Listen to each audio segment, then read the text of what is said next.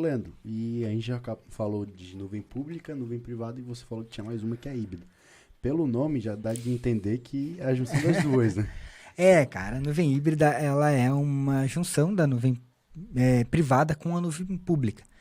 E muita gente vai pensar, tá, mas que coisa louca, pra que isso, né?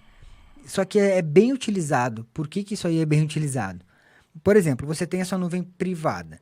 Daí tu tá lá com a tua infraestrutura de nuvem privada, só que em determinado momento tu precisou de mais recurso computacional. E aí tu não tem servidor, não tem storage suficiente. O que tu vai fazer? Tu vai ligar a tua nuvem privada numa nuvem pública. E aí você acaba fazendo essa nuvem híbrida, que é utilizando recursos da nuvem pública junto com a nuvem privada. Isso aí hoje, com as tecnologias que a gente tem de nuvem, por exemplo, o OpenStack e a AWS se conversam tranquilamente. Então você consegue criar praticamente o mesmo script que você cria um recurso, uma instância no OpenStack, você cria na AWS. Então isso aí fica muito fácil de você integrar essa nuvem privada com a nuvem pública. Então é uma coisa que está sendo bem utilizada quando você precisa escalar a sua nuvem privada. Então, quando você tem um limite de recursos, né, um limite de servidores, e você precisa escalar aquilo ali, às vezes por um determinado momento só, você acaba utilizando a nuvem pública para isso. A grande maioria das empresas que utiliza nuvem privada, em algum momento ela utiliza nuvem pública também. Então acaba sendo basicamente a maioria nuvem híbrida. Poucas ficam só na nuvem privada. O cara usa alguma coisa nem que seja uma CDN, ele vai acabar usando uma CDN pública. Porque assim, na nuvem pública está tudo já disponível, fica muito mais fácil, né?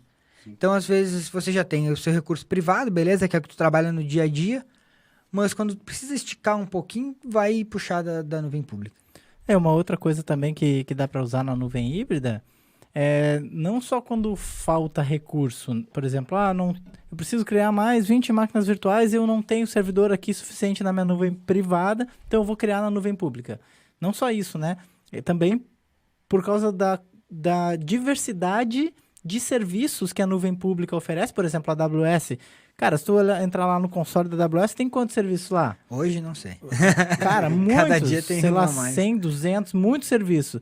E dificilmente numa nuvem privada, da tua empresa, tu vai conseguir criar aquele monte de coisa. Às vezes nem vale a pena tu implantar alguns serviços, né? Por exemplo, banco de dados como serviço que tem na AWS, lá no RDS, para montar isso aí no OpenStack é uma coisa meio trabalhosa. E às vezes se a empresa não usa muito, vale mais a pena tu usar lá da AWS que já está prontinho, né? Então, não só quando falta recurso, mas também para tu usar serviços que tu não implantou na tua nuvem privada. A CDN é um grande exemplo disso aí, né? Porque para tu montar uma CDN é muito difícil, que tu precisa ter data center espalhado por todo mundo. E quem tem isso, os provedores de nuvem hoje tem isso aí pronto. Então, a CDN, normalmente o cara quando tem uma nuvem privada, um dos serviços que ele vai utilizar da nuvem pública é a CDN. Já que tu falou, explica aí para nós o que é CDN para a galera que não sabe. Né? Então, uma CDN, ela é como... Deixa eu tentar explicar da forma mais simples. Você distribuir... Vamos pensar assim, você tem um site. E aí o seu site tem várias imagens. Essa CDN, ela acaba fazendo com que você faça cache, vamos entender como se fosse cache distribuído dessas imagens ou desse seu site em vários data centers espalhados por todo mundo. Então, por exemplo, o cara que quer... o seu site está lá na China. O cara que está aqui no Brasil, no momento que ele vai fazer a solicitação, ele não vai lá na China fazer essa solicitação. Ele vai fazer a solicitação aqui no Brasil, na CDN, aqui no Brasil, onde ela já vai ter o cache dessa sua aplicação. Eles se comunicam, no caso, né? Isso, é como se... Eles, sim, sempre se comunicam para fazer o cache. Tipo como se fizesse uma cópia do site numa CDN aqui mais próximo para ser mais rápido. Isso.